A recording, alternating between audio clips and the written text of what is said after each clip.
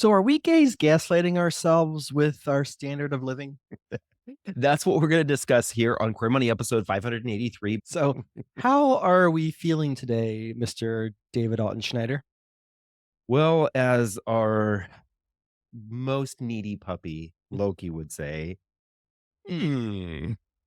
Whenever Loki wants something Which is always, on a regular basis, he looks at us and goes, hmm. Well, there's a lot of fucking shit I want right now. I want democracy back. Obviously, that's not going to happen. I want some financial security for the LGBT community. As of the Really, time of this recording, the stock market has been a roller coaster and mostly going downhill. ever since Valentine's Day, which John and I are talking about February 14th, 2025 being the new St. Valentine's Day massacre, because that's what's happening to Our the portfolios, our 401ks, it's a massacre to what's happening to jobs all across America, even for freedom, those liberty. right, those folks who donned their red hats and marched to the voting booth and said, "I'm going to vote for eggs being cheaper. I'm gonna vote for more jobs. I'm gonna vote for lower interest rates." And Guess what? You voted for the exact opposite, which brings us to today's episode about gaslighting. gaslighting. Right, what is gaslighting, All right, John? so let's lay a foundation of what gaslighting is. Our particular definition of gaslighting is it's a psychological trick whereby someone convinces you that your reality is so incorrect that you start to question whether or not Cher actually ever went on a farewell tour. And we know, spoiler alert, that she went on several farewell tours. As Blanche would say, many, many, many, many, many, many Tours. tours. But instead of serving looks, you're serving self-doubt, and they're walking away, sashaying away with with your sanity. Right. What's so interesting about gaslighting is, as Radiohead sang, we do it to ourselves. Yes, that's true. We can actually do this to ourselves. And for you baby gays, Radiohead is a band from way back in the 1900s. All So, right, so how are we gaslighting ourselves, David? yeah, so I think probably one of the biggest ways that we gaslight ourselves is with this psychological game, this trick, this magic trick we play with ourselves and the discussions that we have in our heads. And probably one of the biggest ones is this treat ourself or treat yourself culture. Treat yourself because so the LGBTQ community is known for spending on luxury, whether that's travel, fashion, nightlife. We're oftentimes in this space of feeling like we need to be extra fabulous. And John and I know we personal experience. We tried to live extra fabulous to try to prove to everyone else that we were worthy, that we were good enough, that we were the people who deserved the love and respect and adoration of our friends, family, and especially folks in the gay community. I think that this is one of the things that's happening, and really kind of the question we need to ask ourselves is are we actually crossing a line into self-sabotaging? Right. As a matter of fact, Experian, in a study of theirs, showed that LGBTQ consumers have higher credit card debt than our heterosexual counterparts. Now we know there can be multiple counterparts to that, or not reasons to that, but the reality is we are putting stuff on our credit cards. We may need to ask ourselves why. I think probably similar to our situation, and because we've heard this from people that we've worked with over the years, is that there's this sort of sense of insecurity. There's an inferiority complex going on. We don't feel worthy. We're trying to be the best little boys in the world. Finance is as much psychological as it is number crunching. A lot of us are struggling mentally, even subconsciously. We might not necessarily be able to articulate it, but a lot of us have some challenges. And I'll say this: the Harris poll was published not too long ago that showed that 71% of LGBTQ plus adults say they feel pressured to keep up with social or lifestyle spending more so than our straight peers. So, we get this all the time. Why is it so expensive to be gay? Exactly. We get that question a couple times a year. Why is it so expensive to be gay? Well, in many cases, we're making it more expensive. Obviously, you're right. Healthcare is an exception, but we don't need to always have the designer everything. We don't need to always have the fabulous vacation. And it's fine to have those things, but if we can afford it, and many of us cannot afford it. I also think that there's a huge amount of social pressure that on us from things like social media, Instagram, TikTok. I mean, how many videos do you watch where it's somebody showing off their new outfit or somebody showing off how they're doing their makeup and you need to buy this $700 worth of makeup so that you can do the same thing? How many people in our community, if you were to pull back the shower curtain or open the door to their shower, have hundreds of dollars worth of beauty products in their shower, while at the same time, these are individuals complaining about not earning enough, not being able to save for retirement, not having an emergency savings, feeling the pressure, the overall pressures. Yeah. And all of that is pressure that actually has a major impact on the way we think about ourselves and the way that we actually have conversations with ourselves. I also think we've lied to ourselves when we're at the checkout counter. You know, I think Never. when we're at the mall I or don't lie to myself. the department store or when we're on Amazon or if you're gonna switch over to Costco, we lie to ourselves because we said I think oftentimes we'll say like, "Well, I work so hard," or "My life is so hard, so I deserve XYZ," whatever it is that I'm buying. So we sort of rationalize it away, and we don't necessarily think, "Okay, what are the downstream consequences of this purchase?" Yeah, you work hard, or maybe your life is hard. Nobody's arguing with that. But then your life is gonna be even harder if you're financially stressed, 30 days to a year from now because you're not able to pay off your credit card debt, or you're not able to actually pay for that purchase that you never were able to afford to begin with.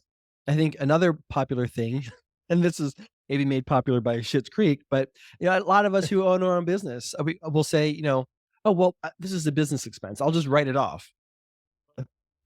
Who's writing it off? Who pays for the write-off? Who pays for where does it go? Somebody's paying for it, right? So we just kind of, we're kind of a little bit flippant about our expenses. So, we either feel like we need it or somebody else is going to, in some way, shape, or form, take care of it. We're not all Donald Trump. We can't file for bankruptcy 6 times in our life. The old saying, when you're pointing a finger at somebody, there's 4 pointing back at you. Actually, usually there's 3 pointing back at you. Usually it's just because the thumb kind of Right, goes does it diagonal. right. So, John and I, the part of the reason we're talking about this whole thing about writing business expenses off is we did a lot of travel in 2024 for work. We went to New York regularly to record our other show, Living Not So Fabulously. We did our Queer Money Live tour, and our accountant showed us how much money we spent on dining out, coffee shops, all of these different things while we were traveling. That we And needed. and the reality of you only get to expense 50% of that. The other 50% actually is treated as income for yourself. So John and I are a little worried about our tax bill this year, in Yep. part because we got into the habit of writing s- stuff off when it couldn't it can't be written off. You still have to pay for it. You still have to have the income to be able to pay for that stuff. And then on the other side of that, I think, we know that there's a sexual orientation and gender identity wage gap, right? So there's the queer money earning trap, right? Studies show that LGBTQ plus professionals often earn higher incomes, but have lower net worth due to lifestyle inflation, or we simply don't earn as much as our peers. There are a subset of our community who earns a lot of money, It's our community has a 1% just like right? the And they set the standard of what it means to be living fabulous. So many of us are trying to sort of keep up with that. yeah, I know we've talked about this before. We've actually shared this on social media. We literally had somebody in our community who works in the public service space connected to all sorts of LGBTQ charities. And he literally said to us, our community is doing just fine. Everybody seems to be doing okay We're all financially. employed. We're like, you're in a bubble.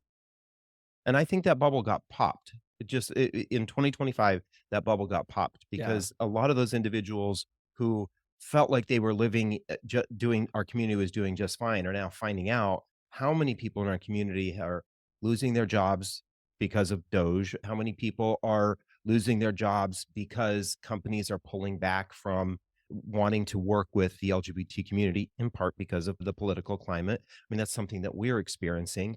So I think but then we've talked about the wealth illusion. So oftentimes it looks like folks in the community are doing amazing, but many of us are sort of subsidizing that amazingness on our credit cards. The Federal Reserve found recently that the average credit card balance in the US is $6,500, but LGBTQ plus individuals report having even higher balances due to social spending.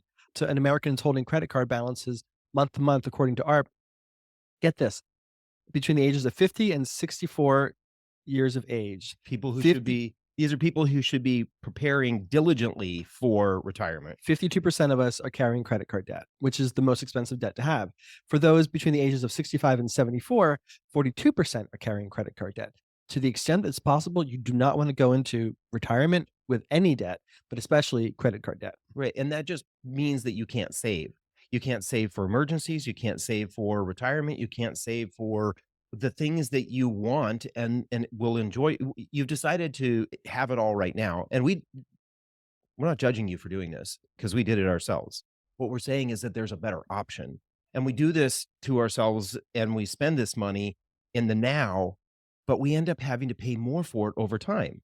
We get something and we buy something and it ends up costing us 20, 40, 60% more, depending on how long we leave it on our credit cards. So, what are some tools that arrows you can put in your quiver to help fight against this gaslighting yourself? Well, the first thing is, pause and justify the spending. There's a favorite question that David and I like to ask ourselves. Would we rather have a margarita now, or would we rather have that margarita down the road in Puerto Vallarta? And it's always in Puerto Vallarta. So just sort of align your spending with your values. What is it you truly want? And postpone buying the things that aren't actually going to provide you the return on happiness in today that it might feel like you want. I mean, I desperately need some tequila right now, but I should Or probably seven. wait. So make sure that your spending in every transaction is aligning with your financial goals. It doesn't mean you can't fall off the horse once in a while. That's or the wagon.